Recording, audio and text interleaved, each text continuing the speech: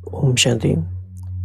जैसा कि आपने देखा, कल हमने साइलेंस पावर के बारे में पहली मुरली पढ़ी और ये स्पार्क विंग का जो प्रोजेक्ट है उसमें जून का महीना साइलेंस के लिए समर्पित है। तो इस महीने में हम साइलेंस के बारे में जो भी अव्यक्त मुरलीज हैं वो स्टडी कर रहे हैं। तो अब ये 7 मार्च 1981 की मुरली है जो कि 2015 में रिवाइज हुई थी।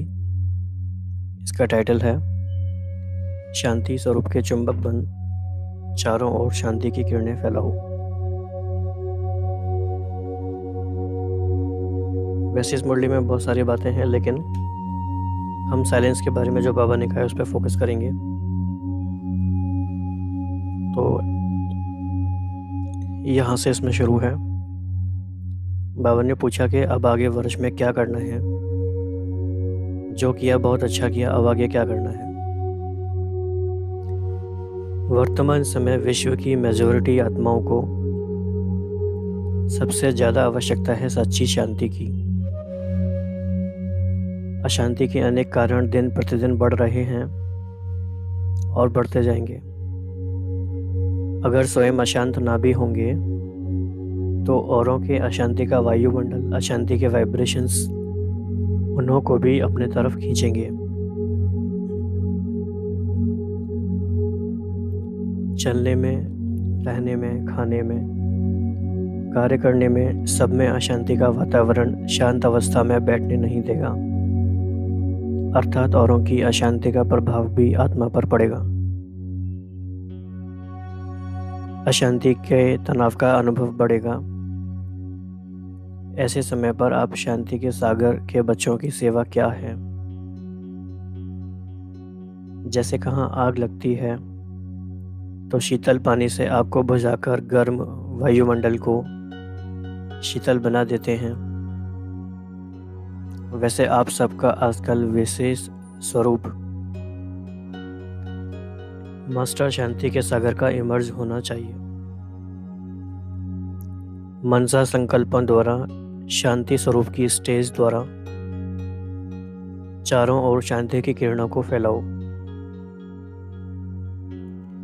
ऐसा पावरफुल स्वरूप बनाओ जो अशांत आत्माएं अनुभव करें कि सारे विश्व के कोने में यही थोड़ी सी आत्माएं शांति का दान देने वाली मास्टर शांति के सागर हैं। जैसे चारों ओर अंधकार हो और एक कोने में रोशनी जग रही हो तो सबका अटेंशन स्वतः ही रोशनी की ओर जाता है। ऐसे सबको आकर्षण हो कि चारों ओर की अशांति के बीच यहाँ से शांति प्राप्त हो सकती है। शांति स्वरूप के चुंबक बनो जो दूर से ही अशांत आत्माओं को खींच सको।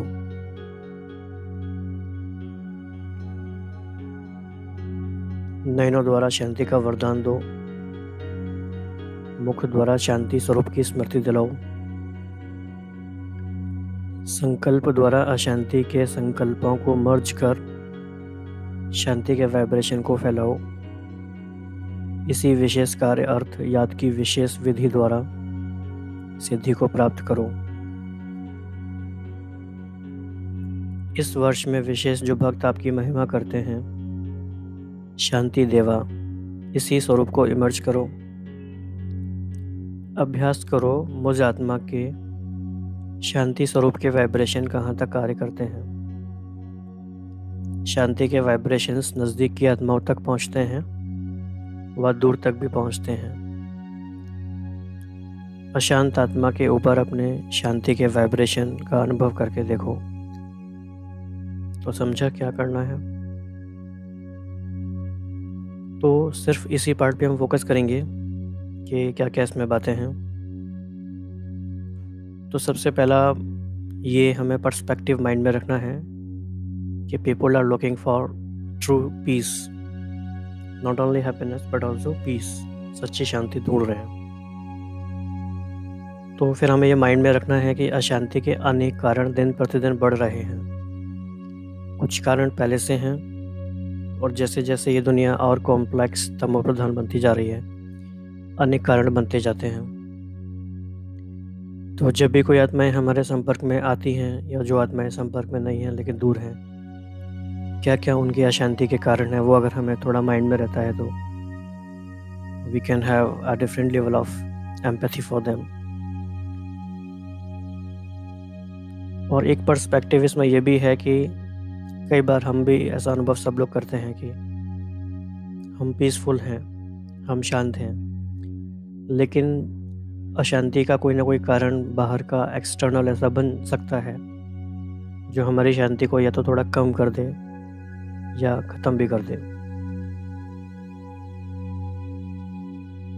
तो चाहे वो चलने में, रहने में, खाने में, कार्य करने में, सब में अशांति का वातावरण शांत अवस्था में बैठने नहीं देगा। तो हम थोड़ा सा इसमें इंट्रोस्पेक्शन कर सकते हैं कि पर्टिकुलर मेरे लिए ऐसा क्या कारण बनता है जो मैं शांत स्वरूप की स्थिति से हम थोड़ा सा डिस्ट्रैक्ट हो जाते हैं। तो फर्स्ट ड्यूटी हमारी है कि पहले तो हम regardless of any situation, any circumstance, peaceful रहें। नॉट ओनली पीसफुल रहें बल्कि बाबा ने कहा शांति के मास्टर, शांति के सागर बन के रहें। तो इसमें एक बाबा ने सबसे पहला जो एग्ज़ाम्पल दिया है वो है फायर ब्रिगेड का। कहीं आग लगती है तो शीतल पानी से आग को बुझाकर गर्म वायुमंडल को शीतल बना देते हैं। तो ऐसे ही हमारे मनसा संकल्पों द्वारा, शांति स्वरूप की स्टेज द्वारा चारों ओर शांति की किरणों को फैलाओ। तो पहला है फायर ब्रिगेड वाला एग्जाम्पल। दूसरा बाबा ने कहा रोशनी वाली बात। एक कोने में कहीं रोशनी हो तो सबका ध्यान वहाँ जाता है। तो इसमें नयनों द्वारा और मुख द्वारा और संकल्पों द्वारा, तो दो हमारी ये स्थूल कर्म इंद्रियों का इसमें इन्वॉल्वमेंट हो गया, और एक हमारी इस मन यानी संकल्प सूक्ष्म कर्म इंद्रिय ये भी इन्वॉल्व है। उसके बाद नेक्स्ट एग्जांपल बाबा ने दिया भक्तों का, शांति देवा। तो शांति देवा और मास्टर शांति के सागर। फिर बाबा ने थोड़ा हमें एनकरेज किया कुछ एक्सपेरिमेंट करने के लिए, अभ्यास करने के लिए कि ये देखो कि शांति के वाइब्रेशन नज़दीक और दूर कहाँ तक पहुँचते हैं। अशांत आत्मा के ऊपर अपने शांति के वाइब्रेशन का अनुभव करके देखो। तो आज हम ये अभ्यास करेंगे पूरा दिन कि अशांति के सारे कारण होते हुए भी कैसे हम शांति के सागर के साथ कनेक्ट होके, उसके साथ कंबाइंड होके स्वयं मास्टर शांति के सागर बनकर संकल्पों द्वारा चारों दिशाओं में शांति के वाइब्रेशंस का दान करें।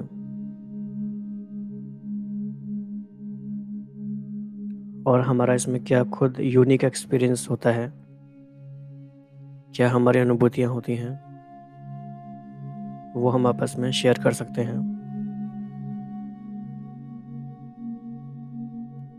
तो इस मुरली में बाकी बहुत बातें हैं, और लेकिन हमने अभी सिर्फ साइलेंस वाले पार्ट पे फोकस किया है। इसके अलावा इस मुरली में बहुत अच्छी बातें हैं, उनको हम पार्ट 2 में as an extension of this मुरली देखेंगे। अच्छा, ओम शांति।